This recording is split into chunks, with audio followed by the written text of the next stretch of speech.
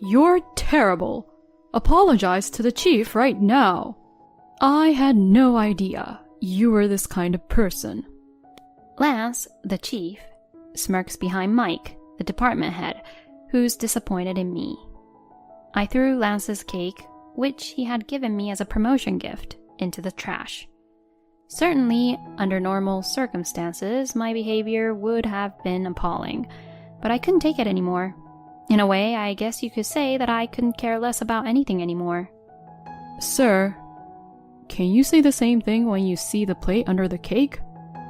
To that, the manager said, What? And he raised his eyebrows at me. I am Dan, a 33-year-old company employee. I belong to the sales department of a small to medium-sized company. When I was a new recruit, I was worried that I was not suited for sales, but I was encouraged when I was told that you are always attentive and pleasant to talk to, when one of my clients said that to me. I still don't have confidence in my sales talk, but I'm going to keep working on it.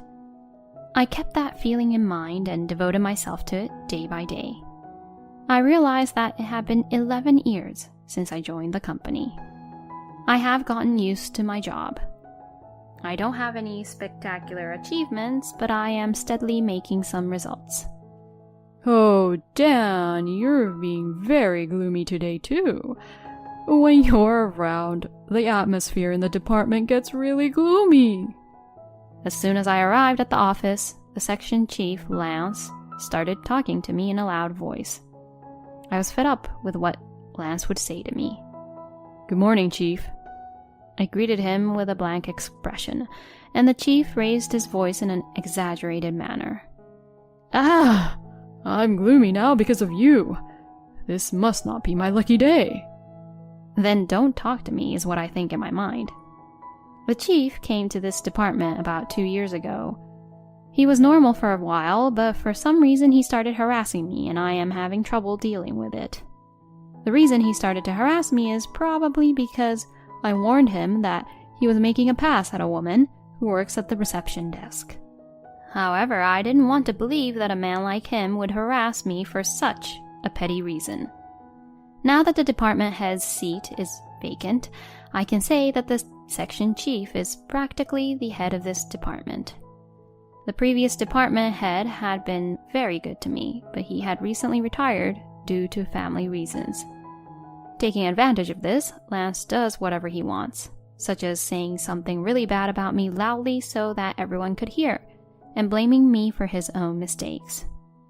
Sometimes Lance would even force me to work overtime in an unreasonable way. The other coworkers either turn a blind eye or get in on the chief's shenanigans. I have friends outside the department who sometimes listen to me complain and relieve my stress, but there was a time, of course, when I was so fed up that I thought about getting a new job. I had been invited by a friend to come to his company for a while. However, I was so busy that I kept thinking about it, but then would stop thinking about that, and it was an ongoing cycle of that. Maybe my mind was paralyzed by the workload and the harassment I was enduring, but I tried to look up and be positive. A new department head would be coming soon anyway. Rumor has it that he is a man of good work and good character, as was the case when the previous manager was in charge. The section chief would not overtly harass me when there was someone above him. I secretly held out hope and turned on my computer.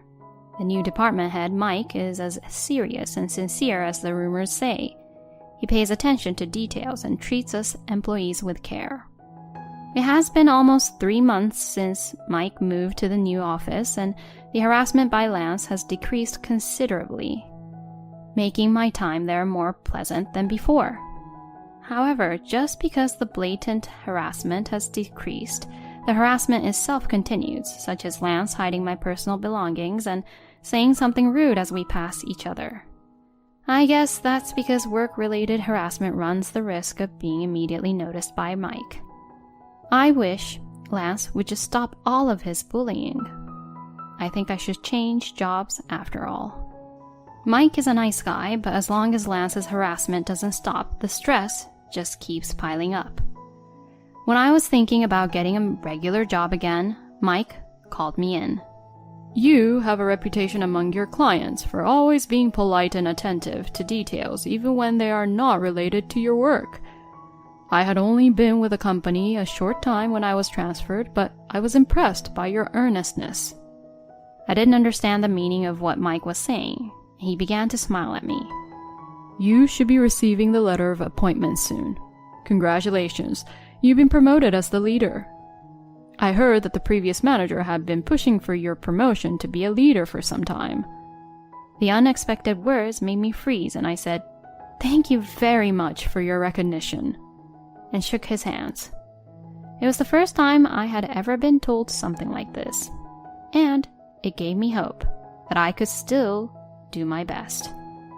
I was thinking about changing jobs just a few minutes ago, but I couldn't help but be happy about this news. On my way back to my desk, Lance saw me and glared at me. As we pass each other, he places his hand on my shoulder. "You've been promoted as the leader, huh? Congratulations. That's great, isn't it? You're the leader, huh? I guess then you'll be the next section chief? Please, don't push me to the side, okay?" His tone is joking, but his eyes are not smiling at all. "Oh, no way, sir. I'll do my best in the future." I replied awkwardly, and he nodded his head and walked away. At that moment, I had a flash of realization. Yes, being a leader means that I will be working under the direction of the section chief in many situations. The leader often stands between a section chief and his subordinates. The word promotion had been making me happy, but it brought me back to reality at once, and I went back to my desk and held my head in my hands. And a few days later, as soon as it was time for break, Lance came to my desk. As I was getting ready, he smiled at me and said, "I prepared a cake for your promotion. I know you have a sweet tooth, don't you?" He puts a wrapped box on my desk. It is indeed my favorite food, but the fact that the chief is bringing it to me is scary. "I haven't gotten my letter of appointment yet," I say, but he shakes his head. "Come on, it's already decided, isn't it?" My colleagues gathered around and agreed with him, saying, "That's right." I glanced over and saw Mike smiling at me. Mike knew nothing about what was happening between Lance and I. Lance and everyone else were smiling, but I knew that this was the look Lance always had when he was harassing me. "This cake is worth $500. I was so taken aback by his smugness that I couldn't help but raise my voice. $500? Well, it's a small price to pay for a nice subordinate like you." The people around me were saying, "That's what I'd expect from you, Chief." They were all praising for Lance. Someone said, "Dan, open the box." And then Lance forcefully pushed the box toward me. "I'm so embarrassed. Go home and take your time eating it." "Oh, thank you very much. Then I'll take it home and eat it deliciously." So I get up from my seat saying, "I'll put it in the refrigerator in the break room." I check to make sure no one is in the break room and open the box, and what I saw next made me completely speechless. There is indeed a cake inside, but it looks nothing like those cakes that was sold in the store. Lance probably bought the pre-made cake layer and he just decorated the cream on it. But that's not important. What matters is the large amount of almonds on top and the words written on the plate. "Suffer. You better quit." These words were written in chocolate on the plate. I remembered that I had told Mike and my coworkers at a party a while back that I was allergic to almonds. I didn't think that Lance would really want to congratulate me, but I didn't think he would harass me in such a terrible way like this. "So this is the $500 cake, huh?" I took out my phone, sighed, and took a picture. Then I put the phone away in my pocket and shoved the cake into the trash can, letting my emotions get the better of me. "Do you hate me that much?" I know in my head that it's not right to mistreat someone's gift and food like that, but my feelings were out of control. Dan, is something wrong? At the worst possible moment, I heard Lance's voice and I froze. Lance, who had guessed this situation by alternately looking at me and the trash can, began to open his mouth. Ah, you saw it, didn't you? You couldn't wait any longer, could you? I felt that something bad was going to happen as Lance took a deep breath and raised his voice. What are you doing, Dan? At Lance's loud voice, all my colleagues and Mike gather in the break room. What's the matter, Lance? Shouting so loudly like that? Dan trashed the cake I gave him. In response to Mike's question, Lance sadly points to the trash can in the break room. Mike, who looked a little angry as I expected, begins to yell at me. How terrible! Apologize to the section chief right now. I had no idea you were this kind of person. Lance, the chief, smirks behind Mike, the department head, who's disappointed in me. I threw away Lance's cake, which he had given me as a promotion gift, in the trash. That's a fact. Certainly, under normal circumstances, my behavior would have been appalling. But I couldn't stand it anymore, and I didn't want to put up with it. In a way, this cake made me feel like I didn't care about anything anymore. Sir, can you say the same thing when you see the plate of cake? Mike said, huh? As he raised his eyebrows at me. You can't even see the plate because it's all messed up. I shook my head at what Lance said. Not really. In fact, I took a picture of it. Saying that, I took out my phone and had Mike take a good look at the picture of the cake I had just taken. I'm really glad I finished taking the picture before the chief came over. The section chief then let out a small crap. Then Mike silently takes off his jacket, rolls up his shirt sleeves, and sticks his hand in the trash can. He then picked up a few pieces of the broken plate and laid them on the desk. There were a few missing parts, but the plate was on the desk with almost the same words as the picture. The simple words, "Suffer, you better quit," seems to say something. Suffer from allergies, you better quit the company. I guess that's what it meant. Mike slowly turned around and quietly said, It looks like you're the one who should apologize, Lance. As if this was an opportunity, I said this sadly. The chief knew I was allergic to almonds, and this is just too much. If I'm not careful, it could kill me. Then I continued. It's true that I shouldn't have mistreated the food, and I regret that I was so emotional about it. However, I have been enduring harassment from the section chief and my co-workers for a long time, and I have reached the end of my patience. I had revealed that I had been harassed by Lance and his cronies until now. After washing his hands covered with cream and almonds under the sink, Mike stared at Lance with a sigh. Perhaps thinking it was a bad idea, Lance began to rant and rave. Dan, what the hell are you talking about? I just thought it was a good opportunity for me to help you overcome your allergy. And it's outrageous that you thought I was harassing you. I'm sure it's all a misunderstanding. I always act with you and everyone in my mind. Do you have any proof that I'm harassing you? I try hard not to laugh at the way he stammers out bitter excuses. His excuses are too bitter, and he really doesn't take my allergies seriously. In the first place, Lance must have been hoping that I would see the cake after I got home and, if possible, resign from the company due to mental shock. I mean, didn't he say it was a $500 cake? It's homemade no matter how much you look at it, right? The section chief responds to the whispering of employees around him. What? Of course, it means that my handmade cake is worth $500, duh. It was prepared by the boss to reward his own subordinate. As the section chief piled on more bitter excuses, I couldn't help but giggle. I guess he wanted to impress people around him when he lied about having prepared a $500 cake. I mean, Lance did look like he was in a good mood after being praised a lot by his colleagues for the cake. I have plenty of evidence. I have recordings, documents, and photographs, thinking I might use them someday. The photos I showed Mike earlier were taken as part of that process. I didn't have the courage to do so, and they just kept piling up. So this is a great opportunity for me to submit them to the department head later.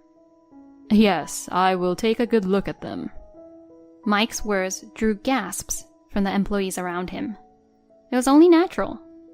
Many of my colleagues were involved in harassing me in order to get on the good side of Lance.